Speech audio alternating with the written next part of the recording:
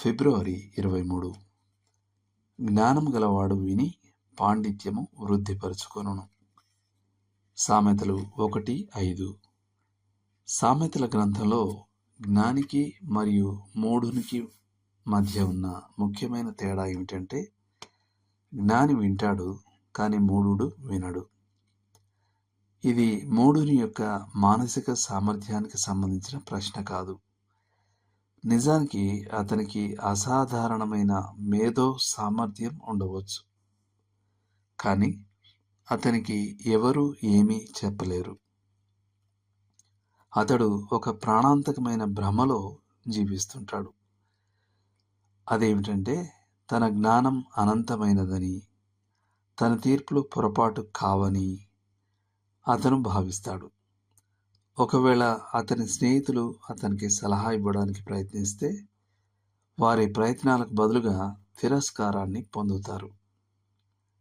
పాపభరిత మరియు మూర్ఖపు చర్యల తప్పించుకోలేని పర్యవసానాల నుండి అతను ప్రయత్నించడాన్ని వారు చూస్తుంటారు.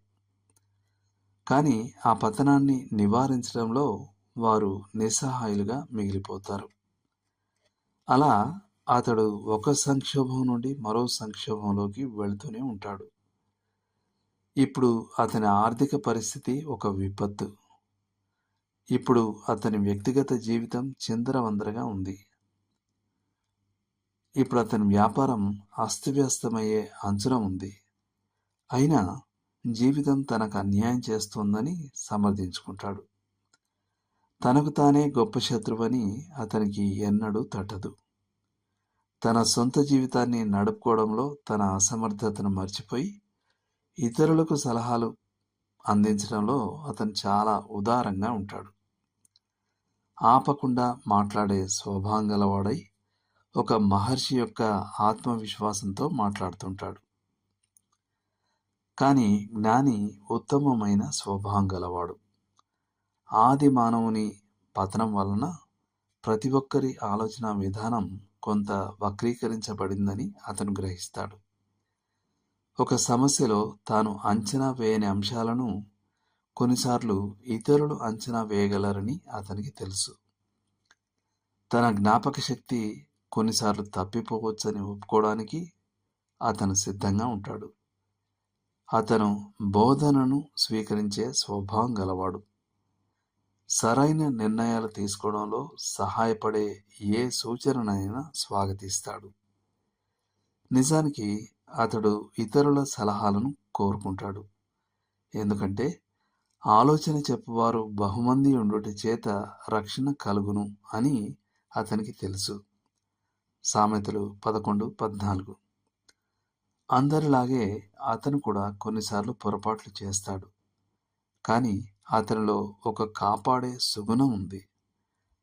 అదేమంటే, అతను తన తప్పుల నుండి నేర్చుకుంటాడు మరియు ప్రతి వైఫల్యాన్ని విజయానికి సోపానంగా మార్చుకుంటాడు. అతను తగిన గద్దింపునకు కృతజ్ఞతతో ఉంటాడు మరియు నేను పొరపాటు చేశాను, నన్ను క్షమించండి అని చెప్పడానికి సిద్ధంగా ఉంటాడు.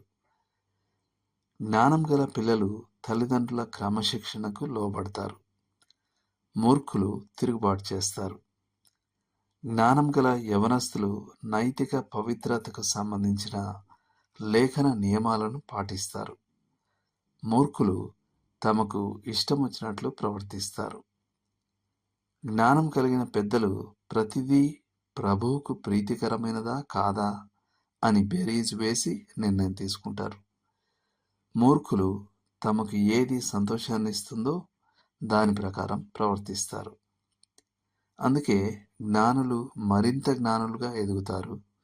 కానీ మూర్ఖులు తమ మూర్ఖత్వం అనే బురదలో గట్టిగా కూరుకుపోతారు.